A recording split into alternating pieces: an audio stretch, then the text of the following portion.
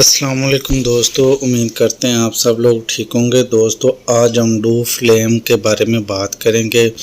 دوستو یہ wards and کونس کو ریموو کرنے کے لیے استعمال کروایا جاتا ہے اور یہ پاکستان میں نہیں بنتا، اس کو نیدرلینڈ سے امپورٹ کیا جاتا ہے۔ دوستو یہ ایک ایسی میڈیسن ہے جو آپ کے وارڈز اینڈ کونس کو ریموو کرتا ہے۔ عام زبان میں اس کو موقع بھی کہا جاتا ہے، جو ایک جگہ سے دوسری جگہ درجہ بدرجہ پھیلتے رہتے ہیں۔ تو دوستو یہ کامن سی بیماری ہے جو کہ لڑکیوں میں زیادہ ہوتی ہے اور لڑکوں میں بہت کم ہوتی ہے۔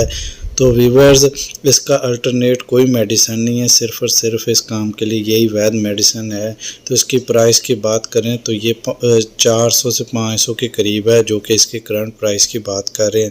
تو اس میں لیکٹک اور سائلک ایسڈز پائے جاتے ہیں جو اس کو سکنز پر جو ہوتے ہیں پرابلمز، یا پھر آپ کے کسی بھی باڈی کے پارٹ پر ہیں، زیادہ تر یہ ہاتھ اور پاؤں یا نیک والی سائڈ پہ پائے جاتے ہیں، تو ان کی گروتھ کو سٹاپ کر کے یہ ختم کرتے ہیں۔ اور دن میں اس کا ایک بار استعمال کرنا ہوتا ہے، تو چہرے پر استعمال نہیں کرنا ہوتا۔